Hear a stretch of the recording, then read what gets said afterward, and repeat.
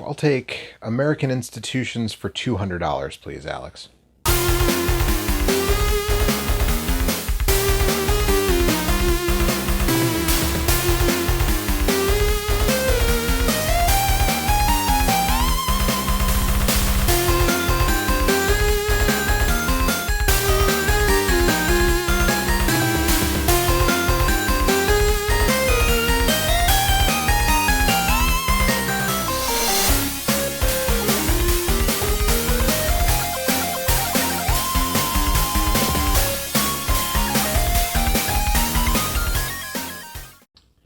Hi folks, I'm Joe, and welcome to the first same name different game of 2021. Now you may not know this about me, but I love Jeopardy! When I was a little kid, it was on basically as soon as I got home from school, and I would watch every day with my dad. That became a habit and continued through junior high school, and into adulthood, where now I DVR it and watch with my wife every day. So you can imagine how I felt when the show's venerable host, Alex Trebek, died last November at age 80 of pancreatic cancer, having hosted the show for nearly half of his life and basically all of mine.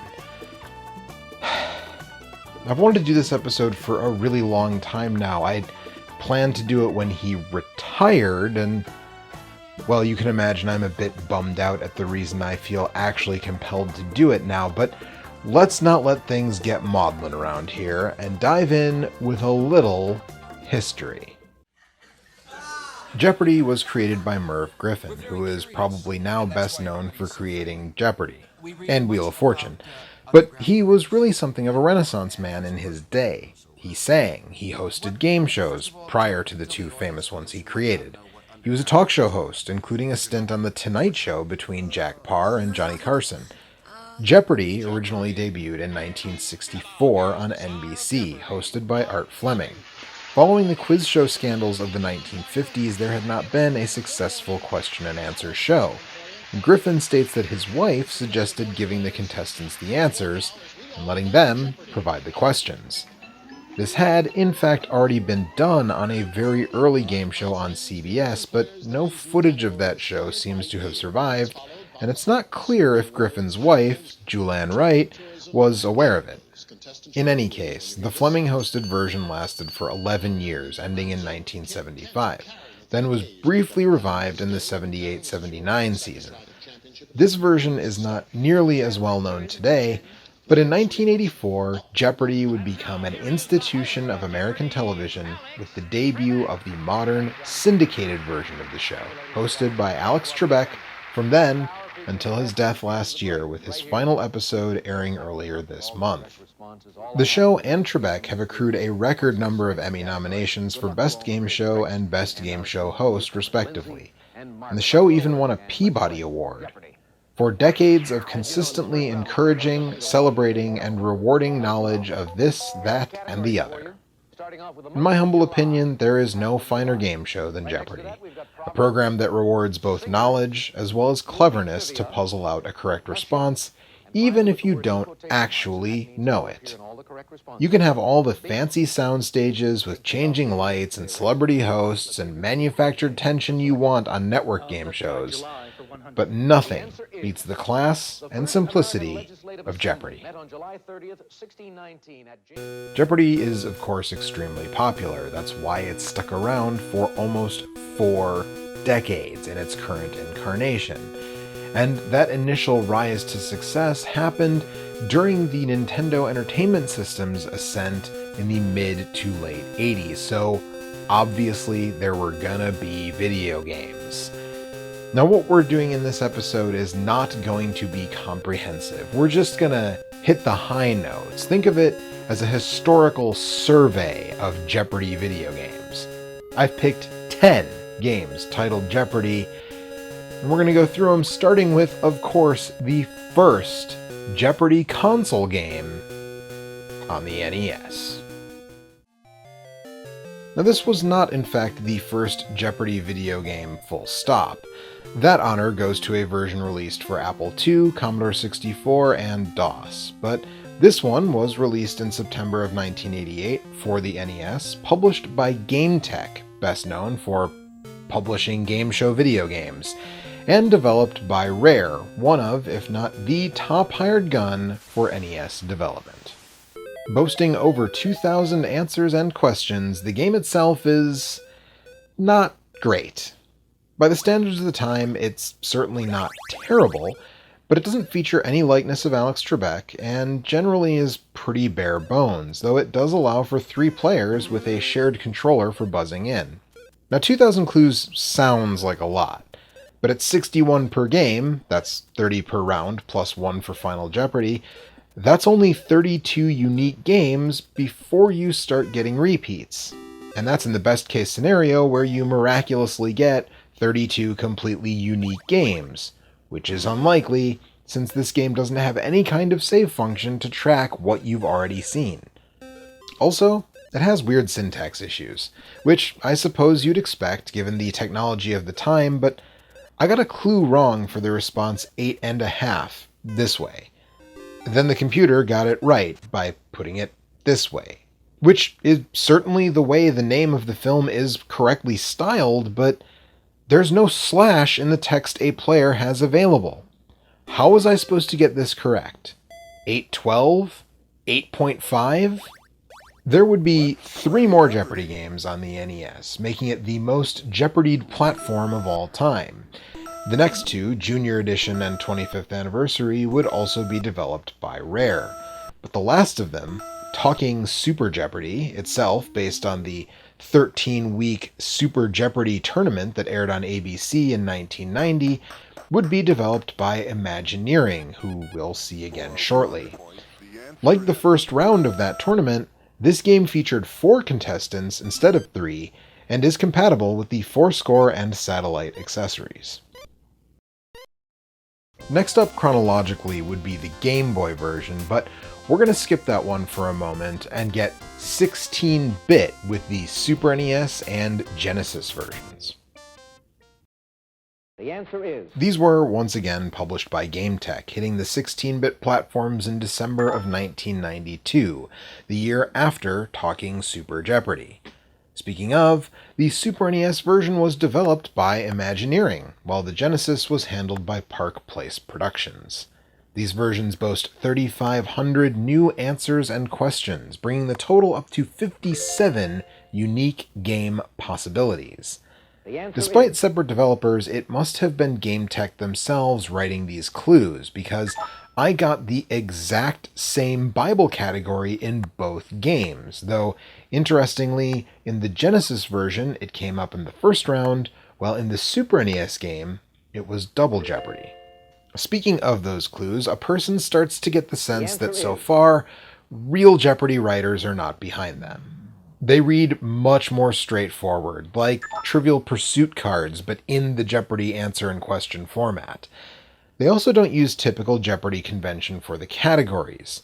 No letters and quotation marks, you know what that means, players, or crossword clues letter, or before and after. Furthermore, some of these questions in the 16-bit versions are just out there, and the syntax stuff is back again, with me getting John Philip Sousa wrong for spelling it with a Z instead of the second S. Not as bad as that 8.5 question from the NES, but come on. These are the first games to feature the likeness and voice of Alex Trebek. While Talking Super Jeopardy did, in fact, talk, it did not feature the Canadian host's dulcet tones. The Super NES is also the first game to feature Johnny Gilbert's voice, letting us know that this is, in fact, Jeopardy! The versions have a nice feature that lets you shuffle the categories in each round if you want new ones, which is nice in the event of getting duplicates. Still, they have some quirks. For starters, the computer players never get a kinda wrong answer. They either get it right or just enter XXX. The NES version would give a scrambled answer, as though your opponent was misspeaking or mispronouncing or getting the answer partially correct, which frequently happens on the show. But no hints here. I played most of these games on the default settings, and interestingly, the computer opponents in the Super NES game are much tougher than the Genesis. They also exhibit this weird tendency, especially on Genesis, to wait to buzz in, even after the human players have responded incorrectly. I don't need to sit here for 8 seconds looking at the answer before you ring in to respond. Just ring in. Like the NES games, these would get updates in the form of Jeopardy! Deluxe Edition and Jeopardy! Sports Edition on both platforms. And these games are definitely an upgrade over the NES versions, but they still don't fully feel like Jeopardy! And they don't have enough questions to sustain extended play, but things are looking up. For now, though, we're actually going to take a step forward and a step back as we look at two games that bracket the 16-bit releases, the Game Boy and the Game Gear.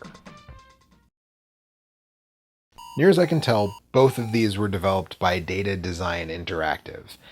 At the very least, they were both programmed by a guy named Mike Perrone. The Game Boy version hit in 1991, and the Game Gear in 1993, and everything is basically the same across both versions. The same obnoxious music jingles, the same style of board, the same time-consuming pace of switching from the board to the contestants, back to the clue, oh so slowly, every single time. Also, both are restricted to 2 players, human or computer, and you can play on one system or with a link cable. There are some differences, though. The most immediately noticeable are that the Game Boy's generic host dude is replaced by Trebek, and color, of course, in the Game Gear version.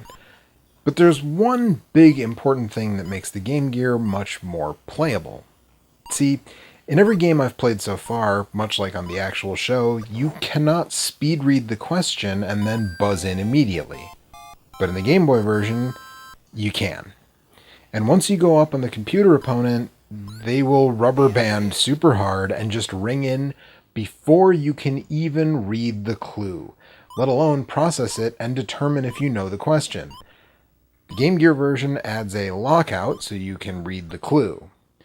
Finally, the Game Boy version only featured 1 daily double in Double Jeopardy, while the Game Gear corrected it to 2. Also, a bit weird, but the Game Gear box boasts over 1,700 clues, while the Game Boy only lays claim to 1,500. Of the two, the Game Gear is definitely the better one, but I will say unequivocally these are the 2 worst versions I played while making this episode. Now, while the Game Boy would get more iterations for an NES matching total of 4, if you count the so-called Platinum Edition, which is literally the exact same game, just with a Super Game Boy enhanced color palette, as well as time to actually read the clue before the computer player can ring in. The Game Gear would not see any further Jeopardy games, but you know what Sega system would? The Sega CD.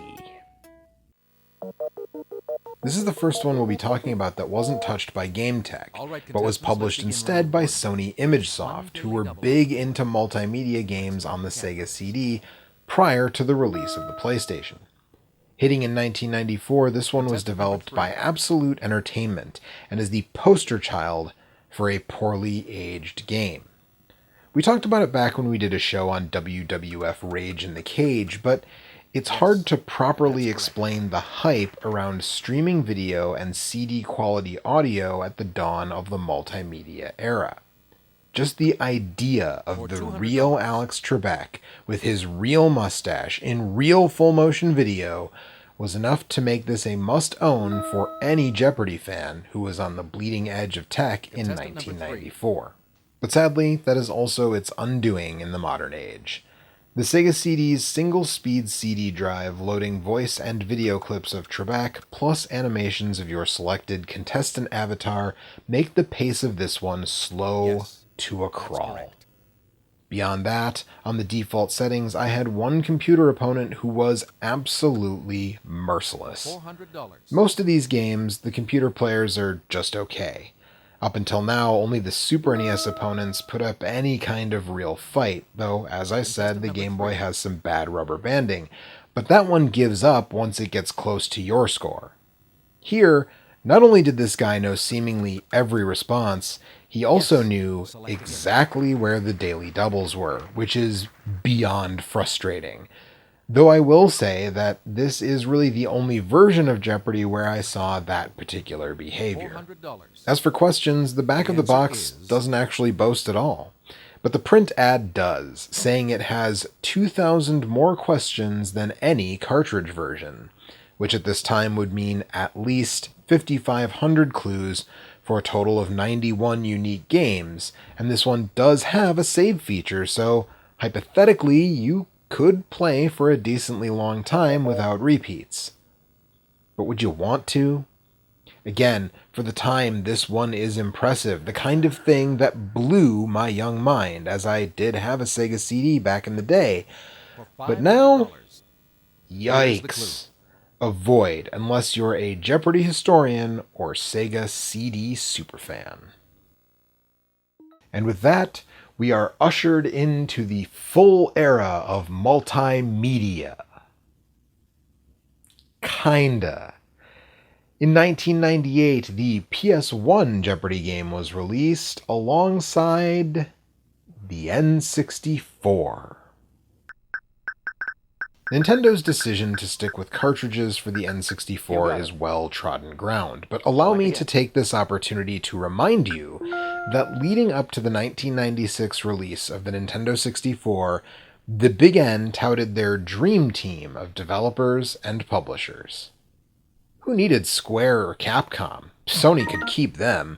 Nintendo lined up the big players, like Time Warner Interactive, Acclaim, Ocean, and gametek. Anyone else? All names associated with only the highest quality console games. As it would turn out, Jeopardy on the N64, released in February of 1998, developed internally at gametek, would be their swan song. The company declared bankruptcy that same year, and in fact, Take-Two picked up distribution for this game. But gametek did some pretty impressive stuff, managing to get plenty of video and audio of Trebek onto a cartridge. I mean, it's no Resident Evil 2, but it's not a bad effort, and it plays pretty well. The box claims over 4,000 clues, which is fewer than the Sega CD, but more than any other version so far. This is the first game to give the player an autocomplete option, where if you start typing, you'll eventually see the answer you want, and won't have to take the time to enter every letter. Some people might consider this a form of cheating, but generally you're not going to get an answer you didn't already know this way. Also, be prepared to see V.I. Warshawski come up a lot, because every time you put in the letter V, that is the first thing the autocomplete goes for. Interestingly, you also choose an avatar here, but they move even less than in the Sega CD version. Once gametek was out of business, Hasbro Interactive grabbed the Jeopardy license and released a game developed by Artec on the PlayStation, Windows, and Macintosh. Obviously, I'm playing the PS1 game here, but they're all the same, with higher resolutions possible on the computer formats. Though, interestingly, like Tekken 3, Jeopardy, of all games, is one of the few to use the PS1's high-res mode, outputting in 480i. You can even toggle it in the menu, along with a lot of other options, including adaptive AI for your opponents and strictness of spelling required in your responses. It's clear this era is where the games start to be a lot more playable from a modern perspective. These systems have enough power, and the PS1 has a fast enough CD drive that gameplay is largely uninterrupted. They're also not so enamored with multimedia anymore, so Trebek doesn't pop up quite as consistently as in the Sega CD version. And you don't even have a player avatar. Trebek reads the categories here, while Johnny Gilbert actually reads every clue. Interestingly, the case for this one claims only 3,500 answers, and I feel like we're going backwards at this point. One way we're going forward, however, is that it starts to feel like maybe actual Jeopardy writers are behind the clues, or at the very least, like a better effort is being made to imitate their style. Well, either way, this one has a slightly more reasonable autocomplete option, not putting out answers until you've typed a bit, and often going just one word at a time. It also includes a speed game option, which is basically one-player double Jeopardy. No opponents, just answers and questions for you. But this one really feels good and moves at a decent pace. There would be a second edition of Jeopardy from the same publisher and developer on PS1, Windows, and Mac, but that would be it, and nothing else on the N64. In the PS2 era, only the king of the generation got a Jeopardy game. Nothing on Xbox, nothing on GameCube, not even a GBA version. In fact, between 2000 and 2007, there wasn't even another PC Jeopardy game. If you wanted your fix of answers and questions, it was PS2 or bust. That said, this 2003 release is the best version yet, if I'm being honest. It's also where the games come into what we consider the modern era of Jeopardy. This is the first video game appearance of clean-shaven Trebek, as well as the first time we see the current dollar values for the clues. In 2001, the clue values doubled in both rounds of play, and this game, published by Atari but seeing Artec develop once again, is the first game to reflect that. Also, I should mention that Hasbro Interactive was bought by Atari. The license didn't change hands again so quickly. At any rate, we've got plenty of Trebek, the speed game returns, Johnny Gilbert is reading clues again, and we even have the option of using save games to hold a tournament of champions. We're told by the packaging that over 5,200 clues are here, so if we take the Sega CD ad as true, it does still fall short of that, but I'm not sure that I do. And, as a nice bonus, a version of the contestant test is available here. While I haven't taken it since it became the Anytime test recently, it's very similar to the last time I did take the contestant test. There's not a ton to say here. It's a clear follow-up to the two PS1 games developed by Artec, and if you're a Jeopardy fan, you could do a lot worse. The only real interesting gameplay mechanic added here is that, like on the real show, this one will now lock you out for a moment if you buzz in before the clue is finished being read. Though, when you're playing against computer opponents, they're never that quick, so it doesn't make much difference. And that brings us to what will be our last game for this episode, because it's around here where things, in my mind at least currently, stop being classic or vintage or retro. With the Wii. Released in 2010 by THQ, developed by Pipeworks with a very similar version coming to the DS, courtesy of Kryptonite, this one finally jettisons video footage of Trebek in favor of an actual 3D render. And of course, since this is the casual era of the Wii, he looks like a Mii. And you use your Mii to play. Look at that, 2006 era Joe Mii. For the first time, Trebek is reading the clues and giving the correct responses if no one gets it. As I said, this was very clearly meant to be a casual game, given the Wii audience, and this is one where I didn't stick with the default settings, because those give you multiple choice answers to every clue, more akin to Who Wants to Be a Millionaire than Jeopardy! But this one has another potentially cool casual feature that I, unfortunately, didn't get to try. It's compatible with the Wii Speak. Yeah, that microphone that almost no one got. You can just say your answers if you have one and you don't need to type. I have no idea how good the voice recognition is or if that works in practice, but it sounds neat. Oddly, this one only claims 2,400 clues, which feels very thin by the standards of the day. I mean, that's 1,100 fewer than the Genesis and Super NES, but I suspect it was in the name of authenticity. They probably couldn't get Trebek to read out 5,000 clues and responses, but just the same, that's 39 unique games. Then that about does it.